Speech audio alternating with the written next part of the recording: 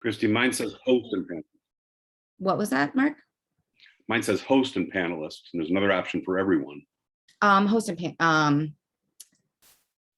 that everyone is fine. Yeah, that everyone is good.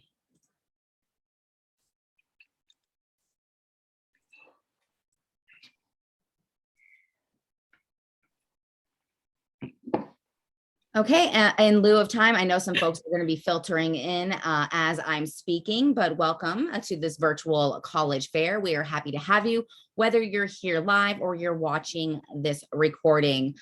Just a reminder, if you are here with us, your camera and your sound is off, so our panelists will not be able to see or hear you. So if you are with us live and you have a question, please use that Q&A button that's either at the bottom or the top of your screen. You click that and you can type a question to all of our panelists or one in particular. Just make sure you note who you are speaking to and they can respond. You can sign up for more sessions, the same place that you signed up for this. And again, a recording will be available at StriveScan, and I will put that in the chat for you as well. With that, we are going to kick it off with Rensselaer Polytechnic Institute.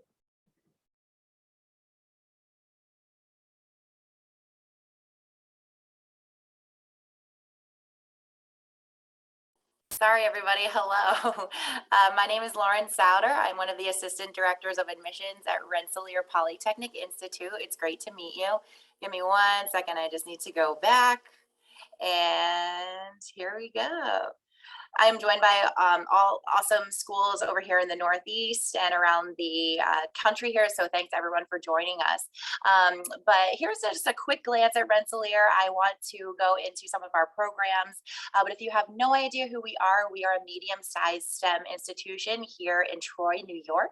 We are an undergraduate population of 6,200 students. We have a 12-to-1 student to faculty ratio, which is awesome. It went down from 13-to-1 last year. We have D3 academic sports teams at the varsity level. We operate hockey at D1 in the Liberty League, over 40 academic majors here, primarily in engineering. We are located here in Troy. I'd like to give you just a breakdown of our schools real quick. Our engineering school is about 55% of that 6,200. The School of Science comes next at 30% of our students majoring in one of those majors. Architecture, about 5%. The Lally School of Management is our business school, another 5%. And then Humanities, Arts, and Social Sciences, about 5%. So if you're not really in tune with New York, we are in the middle of everything. So we are little under 3 hours without traffic to Boston. We are just an hour into Vermont, into Massachusetts. You can get up to Montreal in about 3.5 hours, and little under 4 hours without stopping for breaks to Philadelphia, which is my hometown. Go Eagles. We have a great relationship with Troy. So we were actually founded in 1824. Back in the day, we were the 4th wealthiest town in the United States. So we were actually located here on the Hudson River, here in the Capital District near Albany. So we had a lot of imports and exports going on back in the mid to late 1800s. Now we have the statistic that Troy almost nearly burnt down 4 times back in the day with all the factories and industrial revolution kind of happening. So we are very resilient. Today, Troy is a mecca for folks visiting the Capital District. As you can see, students are kind of all around Troy. They enjoy Troy. I go to the farmers market every single Saturday. There are so many student-centric and young professional-centric activities happening in Troy. So it's a really great place to be. When you think about your 4 years in college, you want to make sure that you're making the most of it, that you can call it home. And a lot of our students love calling Troy home. So skipping on kind of into our academics, we do really have signature research areas, as you can see on the slide. Our students really take research to the next level. So if you are participating in research in high school and you want to continue that here, you absolutely can. There's little red tape getting into research. So over $100 million goes into research every single year. So we really do see all kinds of students participating in research. The other day, I was in a rabbit hole with PhD nuclear engineering research, and our students are just going on to change the world. It is a super interdisciplinary education that you'll get here at Rensselaer. So even if you're an engineer, you're a scientist, you are going to be taking some humanities courses.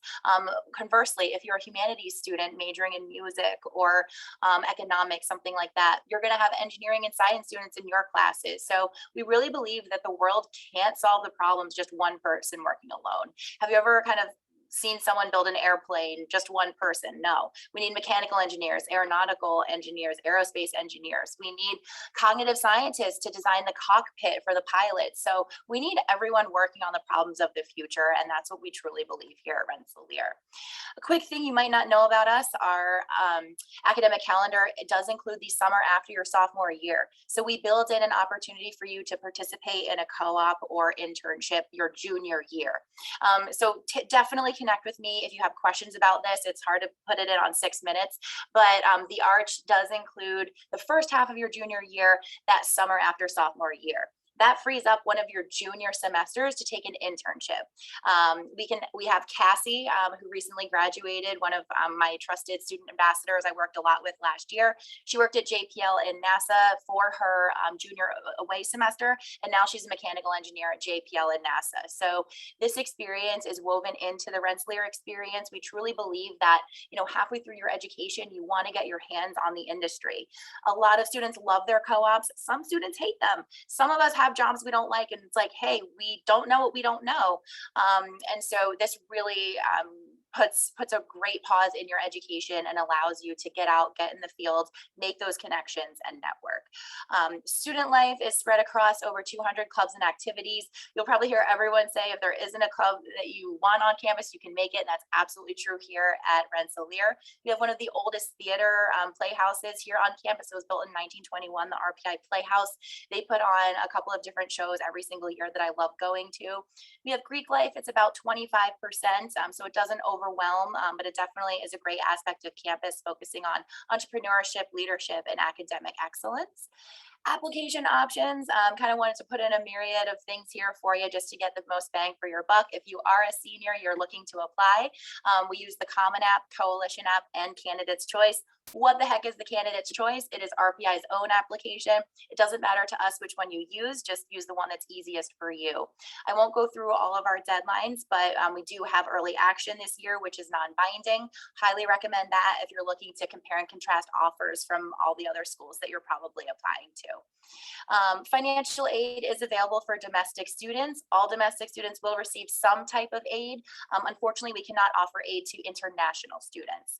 Close to $200 million in institutional aid is available every single year. So if you are a domestic student, you won't be paying our sticker price.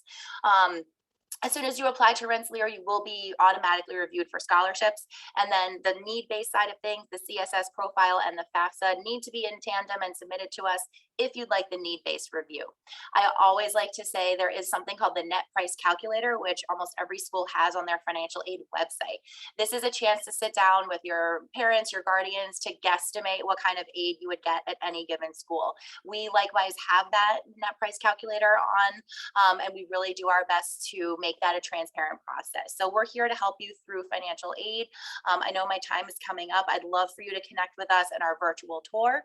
Our virtual information sessions are going on. I'm going to pop a lot of information in the chat and leave it up to the next person. But thank you so much. All right, thank you. Next up, we have Rochester Institute of Technology.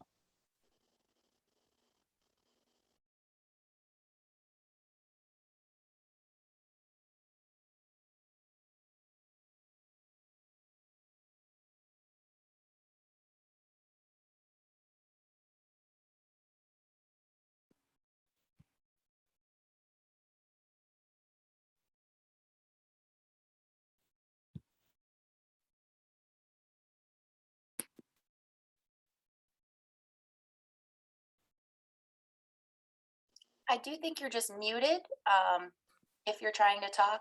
Oh, No, I wasn't muted. I just had my camera okay. off. So sorry about that. Just wanted to make sure that everyone was seeing this. So let me get my clock started here so I can kind of keep on time. It looks good. All right.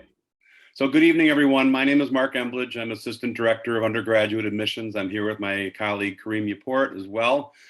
She's going to be helping with Q&A. A lot of information to get through about RIT in a fairly short period of time. Like Rensselaer, we are located in upstate New York, but we're a few hours west of them, closer to Niagara Falls and the Finger Lakes area. RIT has been around since 1829, and we get students coming to us from all 50 states and about 90 countries. Our average class size is 22 students, even though we are one of the largest private universities in the country. We have more than 16,650 students on our suburban Rochester campus. Our student faculty ratio is 13-1, and almost all of our classes are faculty taught.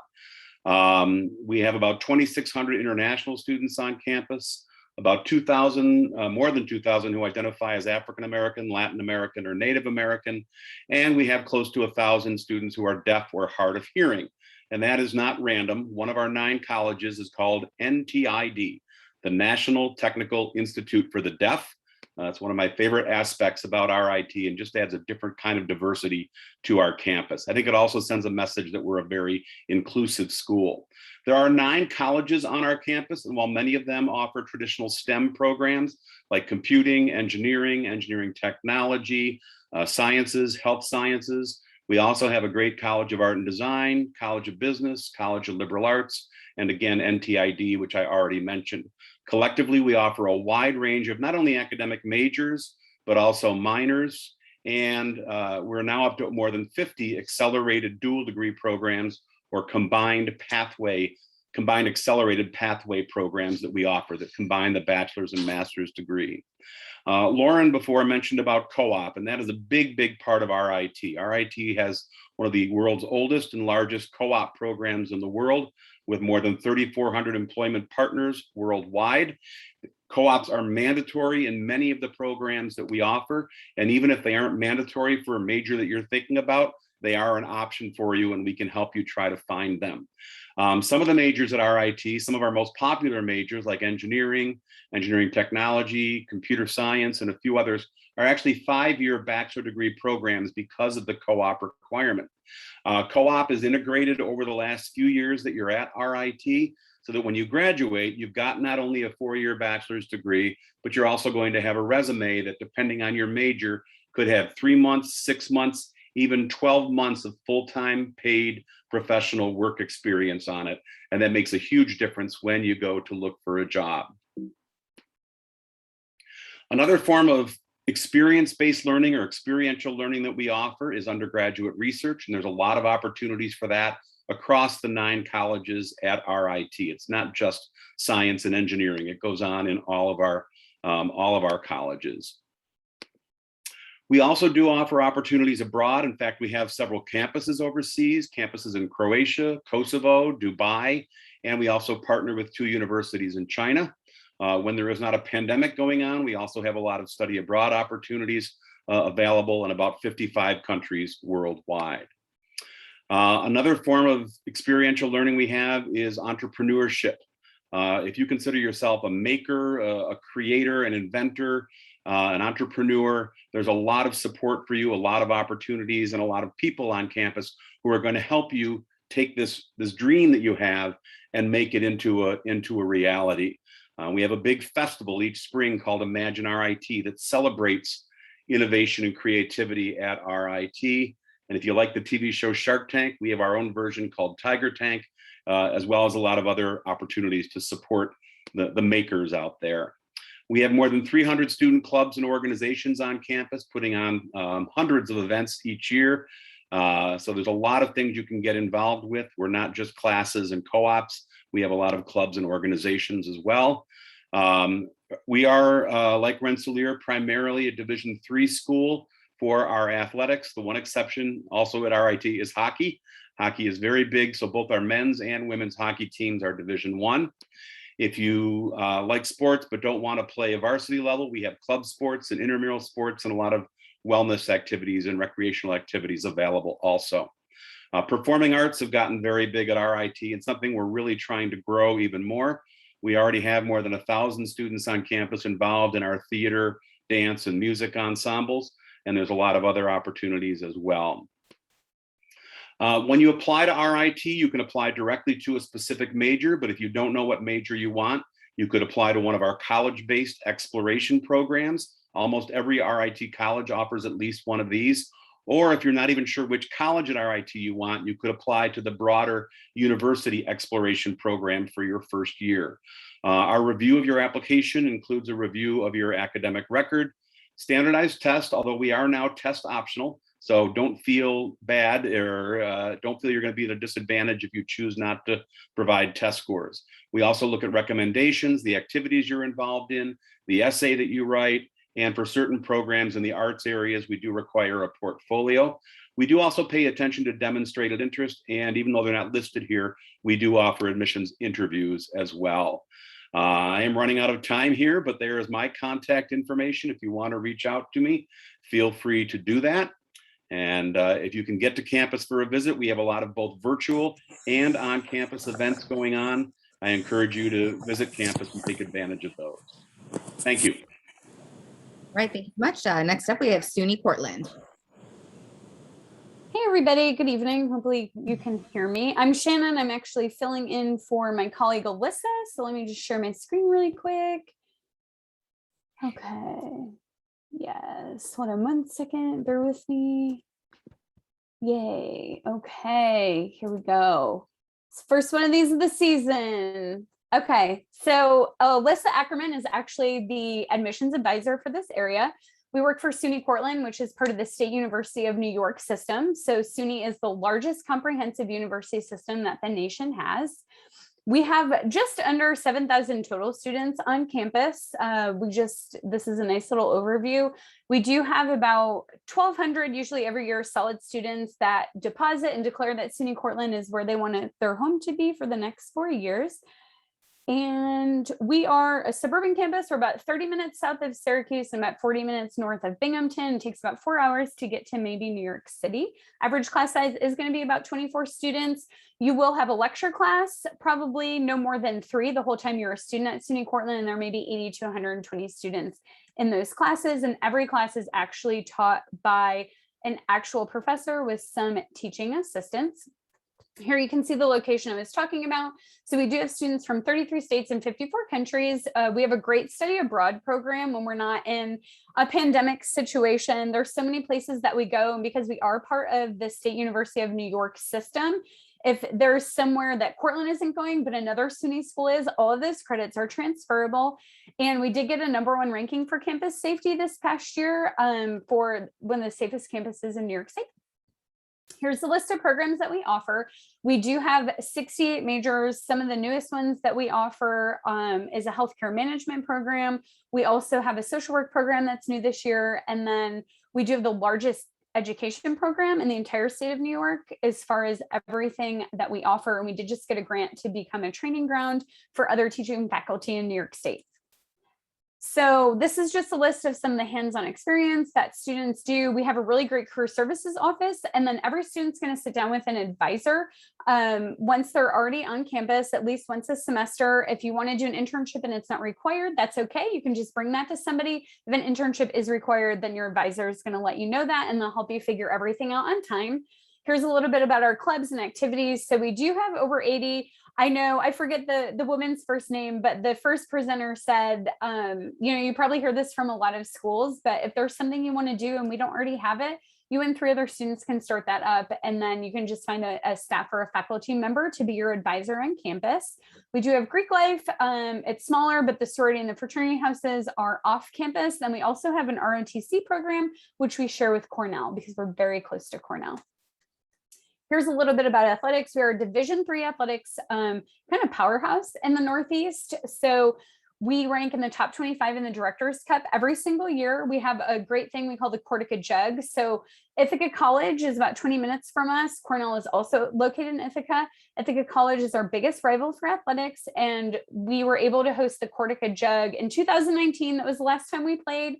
But we have a great partnership with the people at MetLife Stadium because the New York Jets used to do their training camp at SUNY Cortland for 5 years. So we had, it's hiding under my thing, but it says over 45,000 people that were in attendance at a Division III football game, which is really cool.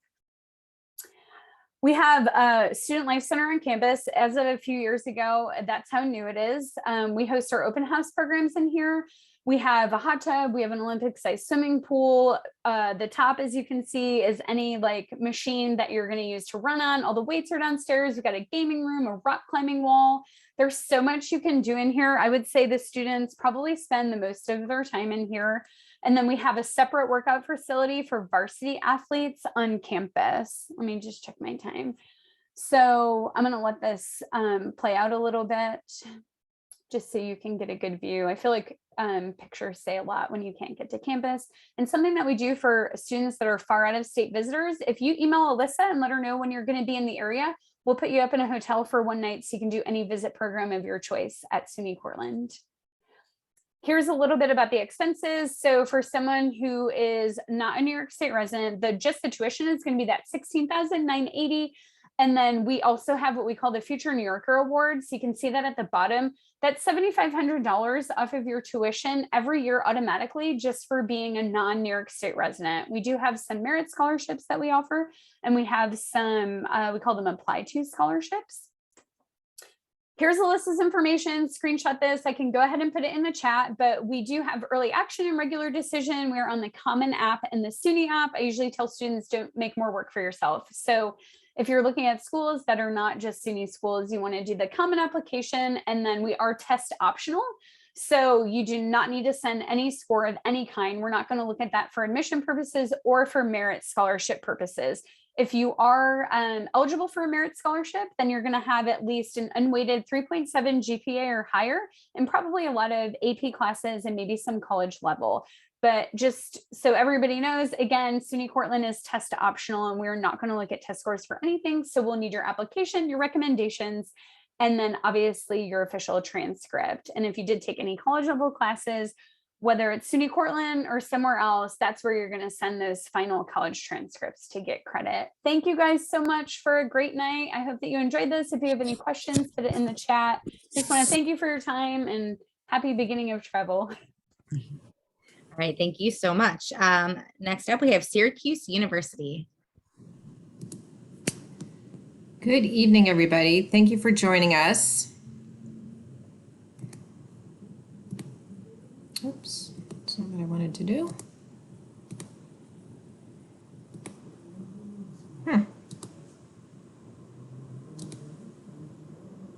There we go. Okay. Alrighty. So my name is Camille Kreitz, and I'm the Associate Director of Syracuse University. I am what they call a regional representative. I'm actually based in Southern California. So even though Syracuse is located in the Northeast in central New York State, I am here in California. So we are right in the middle of New York State. We're about 5 hours north of New York City, about 5 hours west of Boston. We have an airport about 15 minutes from campus. So from anywhere in California, you can pretty much get to Syracuse with just one connection. Any of the major East Coast, Midwest, even as far west as Denver, have direct flights into Syracuse. So our campus is located just outside of downtown Syracuse, which is actually a city. We have about 700,000 people in the city of Syracuse, so it isn't just a little college town. Our campus has a little under 15,000 undergraduate students, and we are a residential campus. So you are required to live on campus your first 2 years, and then your junior and senior year, you have the option of whether to live on or off campus. Most of our students that live off campus live within walking distance of campus. It is definitely a walking campus. Students, staff, and faculty walk everywhere. There aren't really any roads on campus. It takes about 20 minutes to walk across from one side to the other. But really, our campus life is really our focal point. You can see our stadium is right in the middle of our campus, all of our buildings. We do have some classrooms downtown. And of course, students get downtown to shop, to work, to do internships as well. And we have a connective corridor bus that connects campus to the downtown area.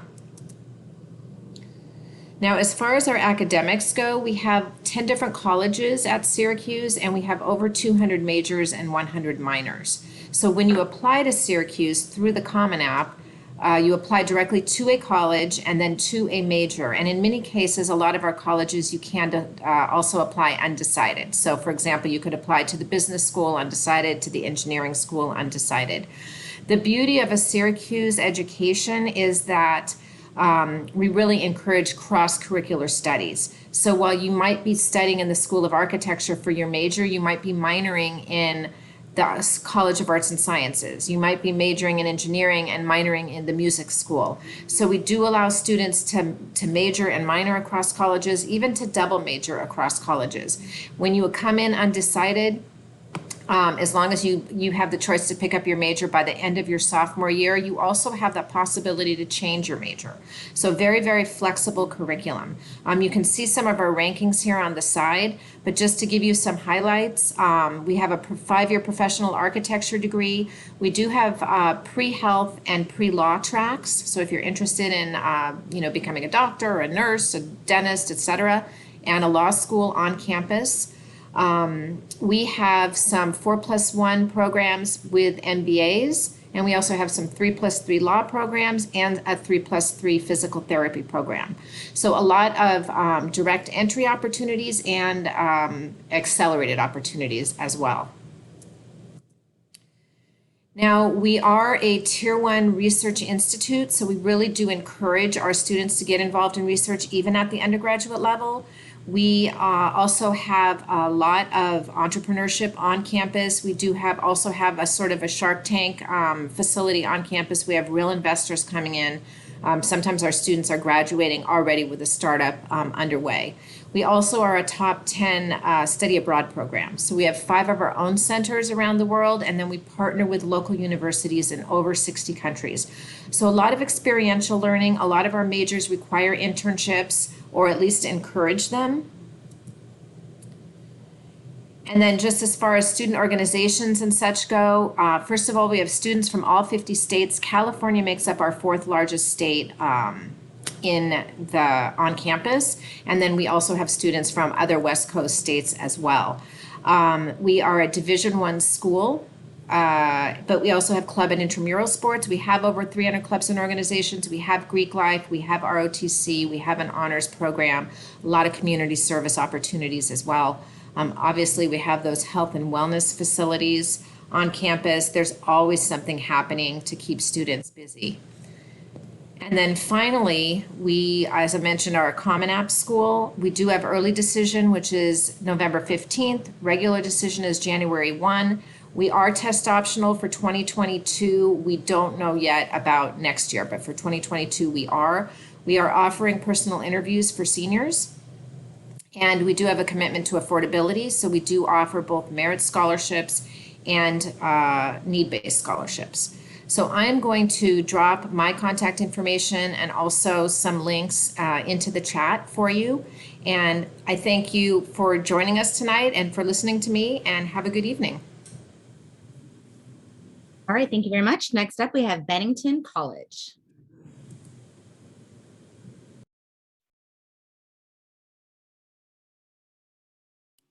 Hi there, everyone. Thank you so much again for joining. My name is Fran Salcedo-Edwards. Similar to Camille, I work regionally for Bennington out of California, so I am based over here on the West Coast. Bennington itself is a very small private liberal arts college located in southern Vermont. So we're about 3.5 hours north of New York City and about 3 hours west of Boston. We have 733 undergraduate students coming from 60 different countries and over 40 different states domestically in the US. Our student to faculty ratio is 10:1, and your average class sizes are around 12 to 15. So that small size really pares down to the individual student experience. There are kind of 2 key areas in the Bennington education that are pretty unique. The first is our academic structure. So at Bennington, we offer 45 different areas of study, but we never ask students to choose just one.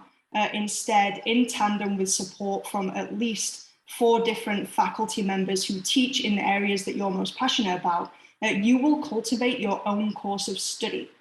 So pulling on all of the areas that you are interested in, we have a completely open curriculum where you can take classes in any of those 45 areas as it pertains to your particular interests. At Bennington, we call this the plan process. Every single student creates their own plan. I have an example of a plan on the right-hand side of the screen. You can see this is a student called Lily, and you can see that her plan revolved around a question.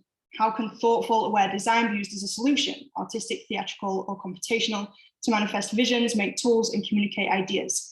This is incredibly specific, right? You won't find it on a list of majors and minors. This is the goal of a Bennington Education, to root out a student's specific passions and allow them to build and design their entire education around it itself.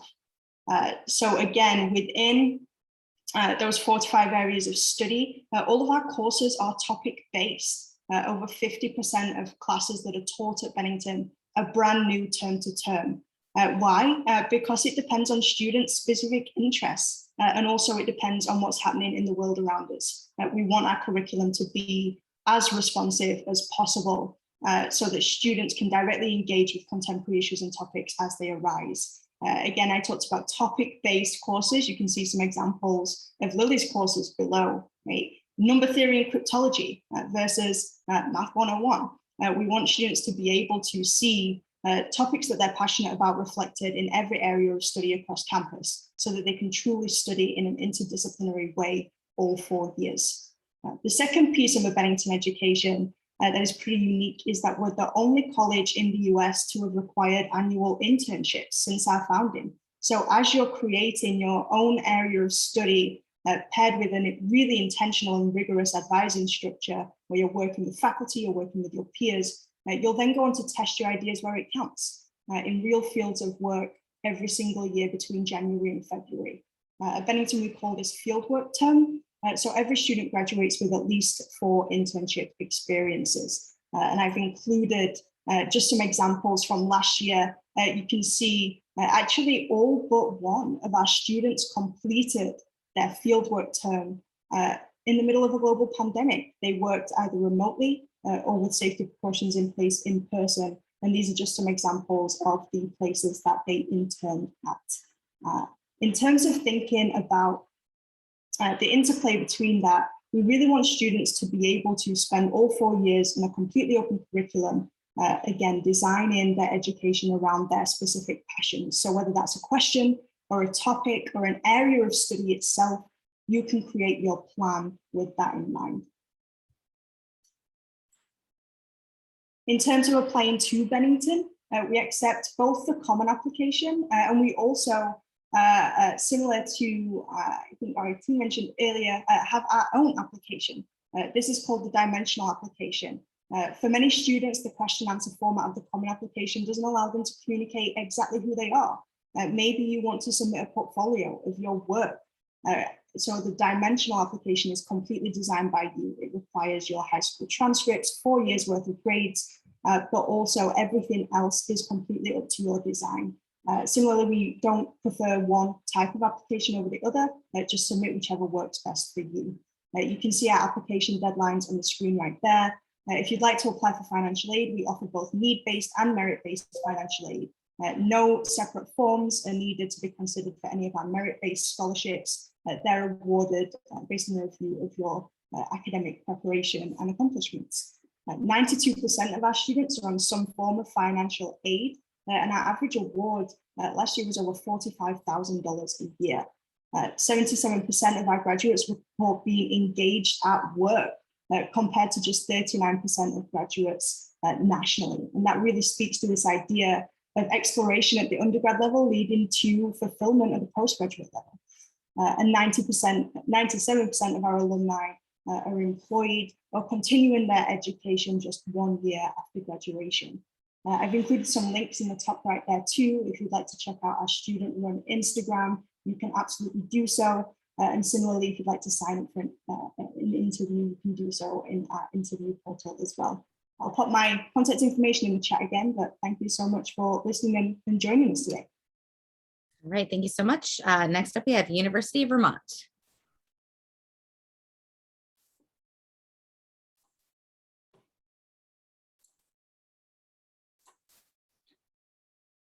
Fantastic. How's it going, everybody? We're almost there. My name is Jesus Ramirez. I'm with the University of Vermont, a public research institution.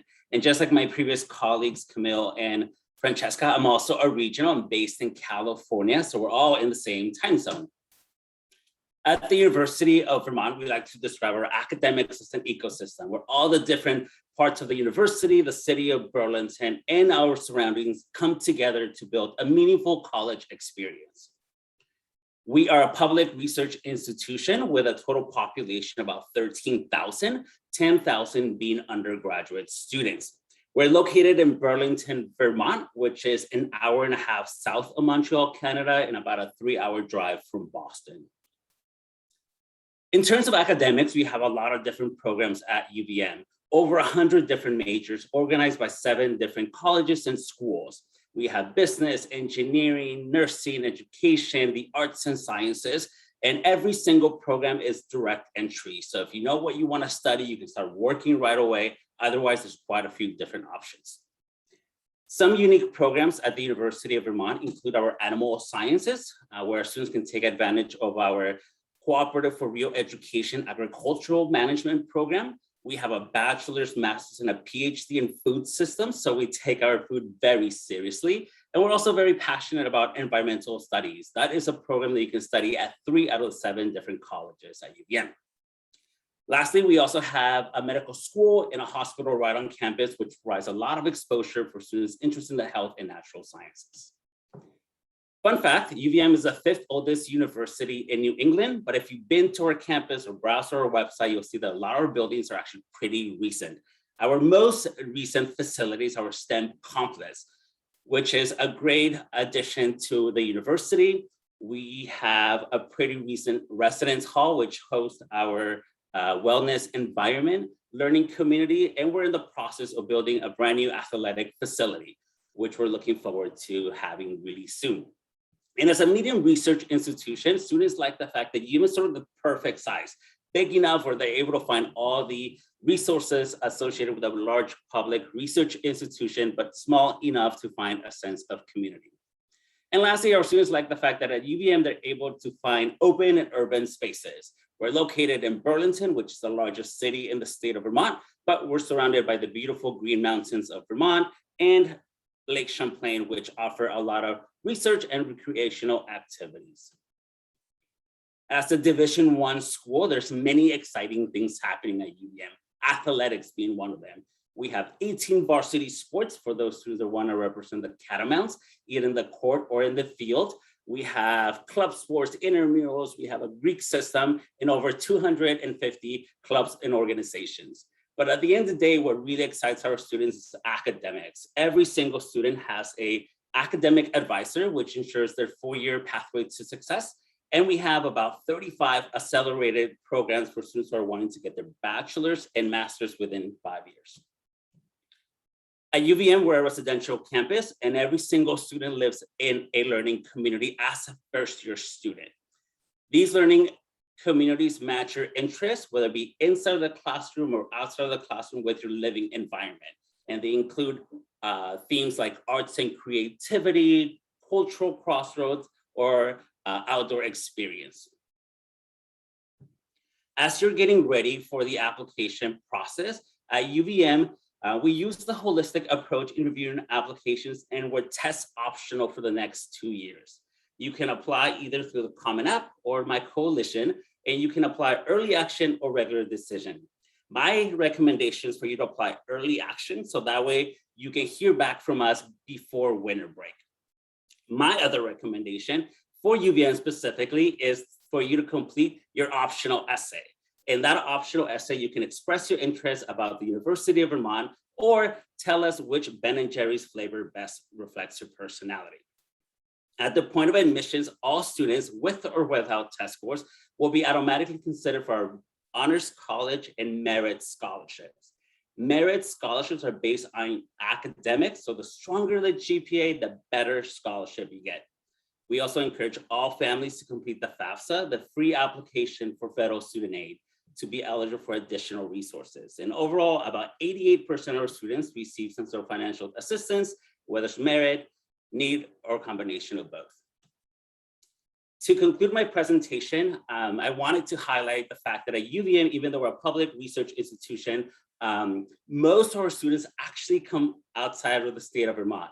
And they come to UVM because they want to be engaged with their academics. They love the fact that at UVM, they can take advantage of the outdoors. And also they're environmentally conscious, whether that's something they want to study or just want to be exposed to. Our students want to use their academics to make a more sustainable world. So if any of these attributes reflect on what you're looking for your college experience, perhaps you can check out the University of Vermont. Lastly, there's my contact information. I'm based in San Diego, so if you have any questions, concerns, feel free to reach out. And thanks for joining us tonight. All right, thank you. We just have about 4 minutes left. So if I could have everyone turn their camera back on, and we'll just go in the exact same order that we presented. If you could each share with us a piece of advice that you would give folks going through the college search process, starting with Rensselaer Polytechnic Institute. Yeah, thanks so much for that question. So my piece of advice is to check out your intended school's career centers. So first of all, we want you to follow your dreams. If there's a program that you want to apply to, don't let your parents talk you out of it. Second of all, make sure that your intended program leads to something that you want to do in the industry. So I'm going to pop in the career centers for Rensselaer. I'm sure all of these great schools also have career centers. Make sure you check that out. We actually break down by major where our students are going, who's hiring them, and how much they're making. So at the end of the 4 years, what are you going to do? Definitely think about that. Thank you. And we'll go on to, I believe, Mark. Rochester. Yep. Thank you. I think one of the things to keep in mind is I want to emphasize the importance of the campus visit. I realize with the pandemic going on that has been tougher than it used to be, but it really is important. It's easy to fall in love with a website, but a lot of times once you step foot on a campus, it gives you a truer idea of what this place is like, where are you going to feel comfortable calling home for the next 4 or 5 years. So if you are able to get to a campus, the campus is yours. Most strongly considering, it really can make a difference. I've heard stories of students who applied early decision somewhere because they fell in love with the school online, and then they went and visited the school and realized this is not where I want to be. So try to visit campuses if you can. So I guess my piece of advice would be when people ask you at a college fair, when you're on a virtual visit, or you're, anywhere, what do you want to study? Sometimes it's not just about the major that you're looking at. I think that you should go with what's in here, or maybe talk to the admissions professional about professions that really interest you, because I think that a lot of times we might be able to tell you about something else that you could study instead of just a particular program, because there's so many different avenues to get to where you want to be. So I think it's not just about choosing what's on the board or in the pamphlet, but talking to people about what's in your heart and in your mind, and that will help us to help you.